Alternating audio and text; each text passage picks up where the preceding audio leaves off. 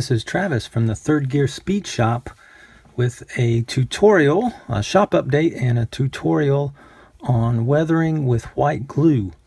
I got a few comments on the Willis gasser that I used this technique on, and you guys wanted to see the tutorial, so I'm going to give it a shot. I haven't done a tutorial before, but we're going to see how it goes.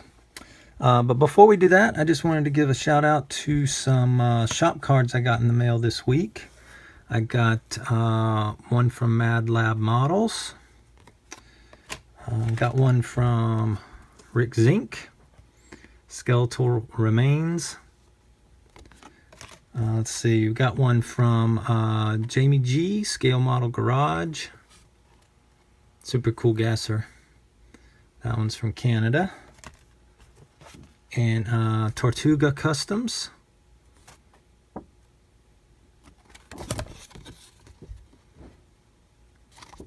And finally, one from Lucky 13 Styrene Speed Shop. Thanks for your shop cards, guys. I appreciate them. And if you guys watching this want one of mine, you can email thirdgearspeedshop@gmail.com and I will send you one. All right, let's get into this tutorial. It's a very simple technique, and the materials can be bought pretty much any craft store, grocery store. I mean, they're just super basic and super simple. And I'll just grab the Willis here. This is kind of what we're going for, this look, and especially if you can see on the back here that rusted chipped paint. That's kind of what we're after. And like I said in the video before, it's very similar to the salt technique, but you can control it a lot better than salt. And you can combine salt and the white glue too. And salt's going to give you like a chunkier, grungier, crustier look. You can do that around the bottom pan or the bottom fenders. And then you can do this technique maybe on the top of a hood or a roof or something like that. So all you're going to need is white glue. The washable would probably be your best bet because we're going to be removing it. This is a masking technique. So there's different types of weathering. You know, there's the additive where you add rust to the model, and there's the subtractive where you're actually starting with a rust base coat and masking that base coat, painting it, and removing the mask. So that's what we're going to be doing today, is the subtractive method. And your choice of flat clear coat. I'm doing rattle cans, so I like Model Master rattle cans. You guys using airbrush, you guys can use whatever you want, but a flat base coat is important, one of the steps. You're going to need a sponge. I just took an old household sponge and cut it up. And then I've got one here with a little bit of paint on it. It's a little bit stiffer. Stiffer I've found works better for this technique. You can also take one of these foam brushes, and you can see where I've cut mine up. You can just take a chunk out of it. You want kind of like an organic shape, about the size of a quarter, something organic, and to give you the texture we're after. And you're going to need a toothbrush, an old toothbrush. You could even cut down these bristles. The stiffer the bristles, the better. And I've just got a little bit of water in here. And your prepared body panel. So I'm not going to get into the method I use to rust this. There's plenty of videos and tutorials out there.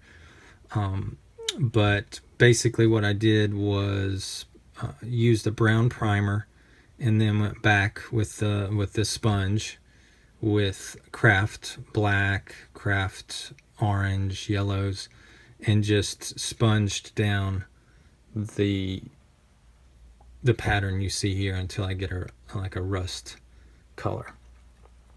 So if you're using an airbrush and you're doing, different techniques, there's a great video by Dr. Cranky where he shows you how to do a rust base coat with airbrushing. So check that out. That's really cool. I don't have an airbrush, like I said, so I'm just using the craft paint method. But however you get your rust base coat, that's up to you.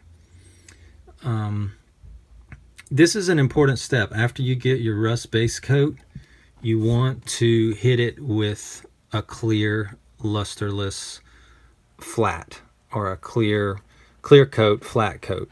You want to seal, make sure the rust coat is sealed, especially if you're using acrylics on your rust coat, because we're going to be going on top of this with a water-based glue, and we don't want anything on this rust coat to come off. So it's very important to seal your rust coat with a couple coats of lusterless flat or flat base or whatever you want to call it. So that's important. So after you do that, your next step is, I'm just going to get out some of my, now I do this, I just do it like this. I just sort of get, if you can see that, I just get a little bit on my sponge, and what I do is just dab it.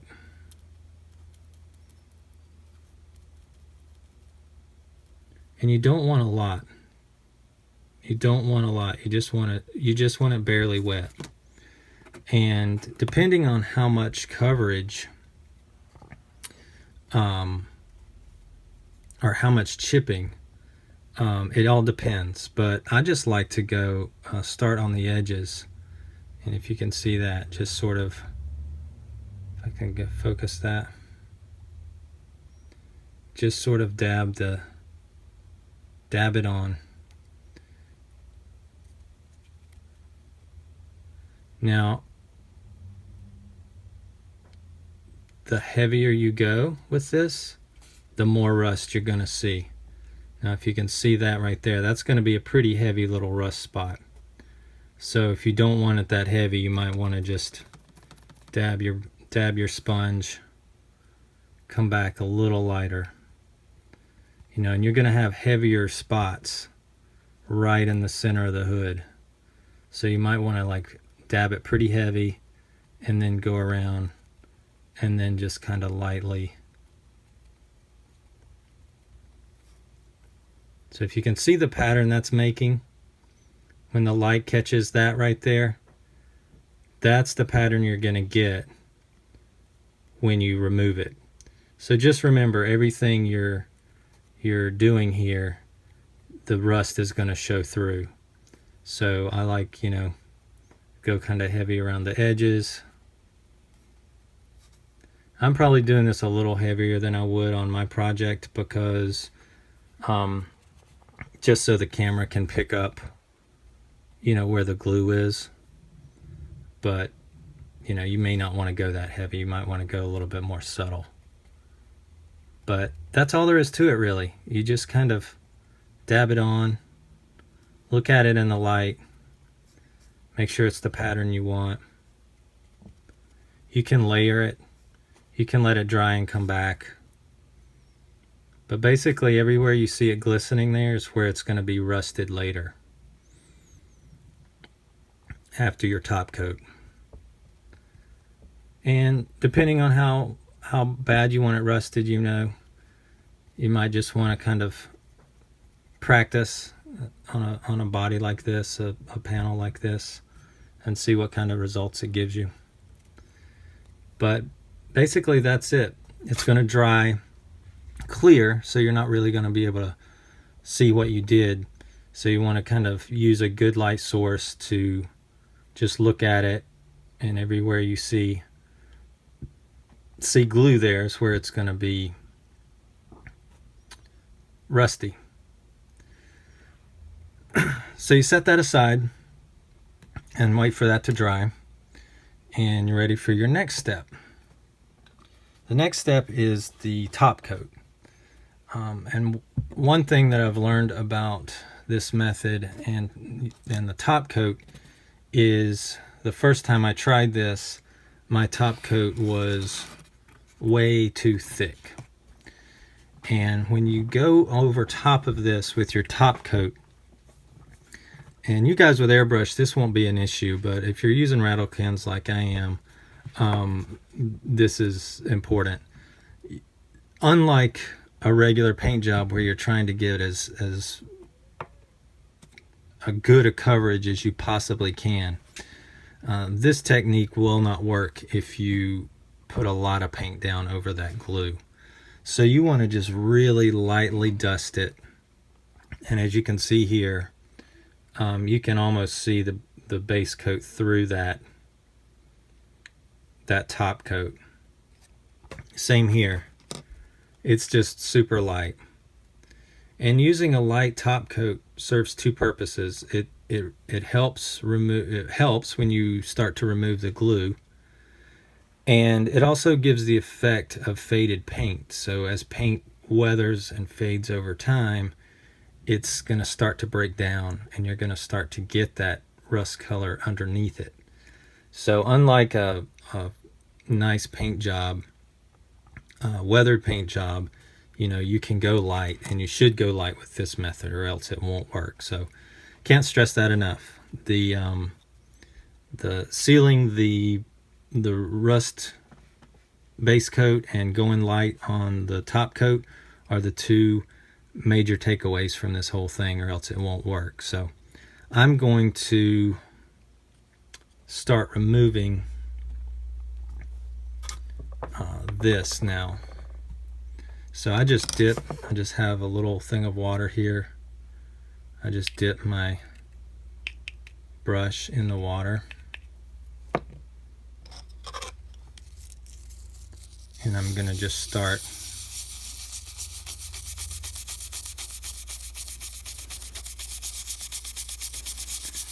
It may take a minute for it to actually break down.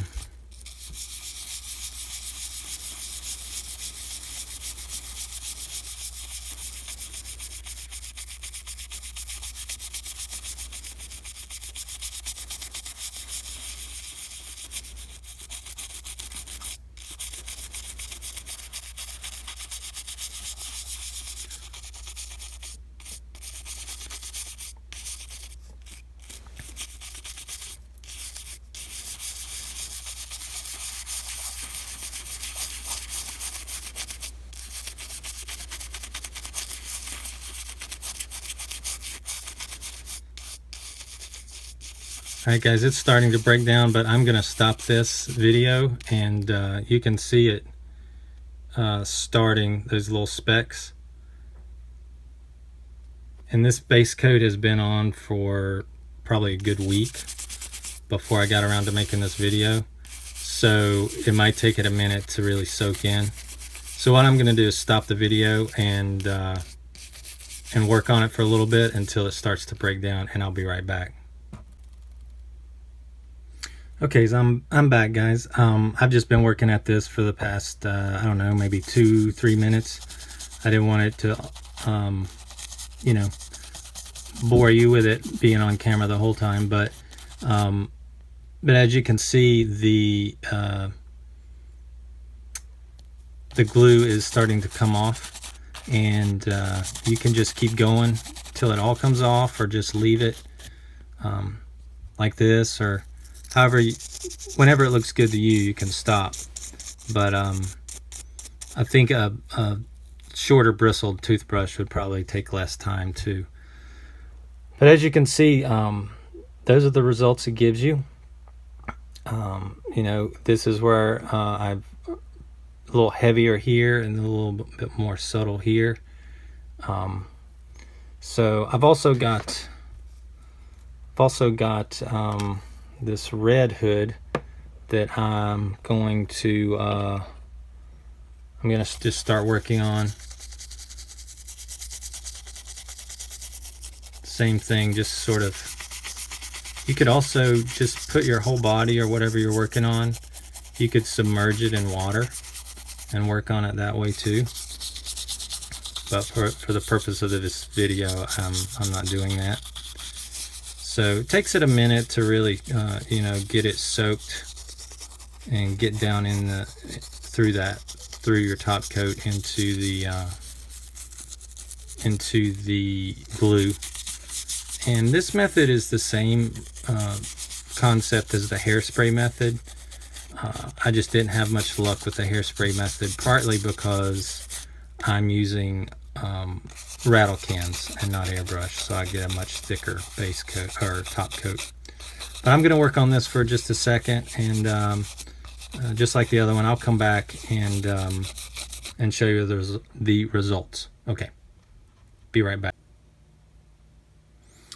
Okay guys, so I've just been working at this for probably a minute or two and got it nice and wet and let it do its thing. This might not be able to see it as good since the red is not as high contrast color, but it still gives you that same sort of chipped and mottled look that you're after, and you can see the rust underneath.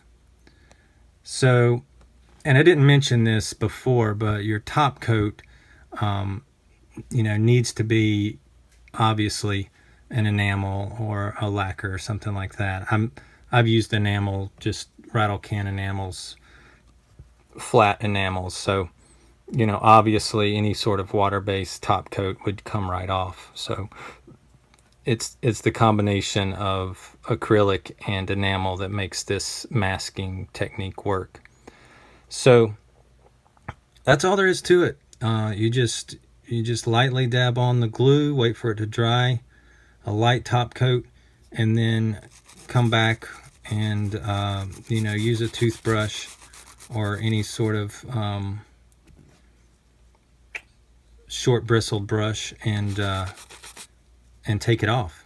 So that's all it is to it, guys. If you wanted to come back after this and weather it with pastels or washes or clear coats, flat coats, whatever you want to do, but this gives you that chipped paint look without using salt, maybe a little bit different texture than salt, and you can definitely combine this with the salt technique, and hopefully this gives you maybe some different options when you're thinking about weathering, and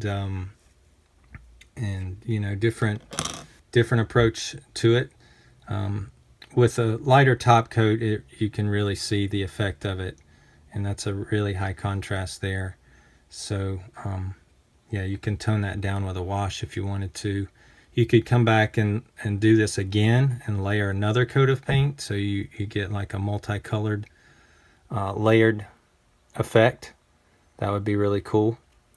So yeah, I hope this helped you guys. I just shout out to Dr. Cranky. He did a video on masking windshields with white glue, and that got me thinking, well, if it works with a windshield, then it should work with a sponge, sponging it on, and it does. It works great. So it was just an experiment, and it happened to work out. So I hope you guys enjoyed this tutorial, and I hope you get something out of it. Sorry it's a little long, but that's just the way, I've never made a tutorial, but I would imagine that's the way these tutorials are, is it just takes a little bit of time to explain what you're doing and how to do it properly. So anyway, guys, thanks for watching. Comment, subscribe. If there's something else you want to see tutorial wise, just let me know. I tend to not do a tutorial if there's something already out there on the internet about it, but I didn't see anything on the internet about this, so I thought I would do this for you guys. So thanks for watching, guys, and stay tuned for more updates from the Third Gear Speed Shop.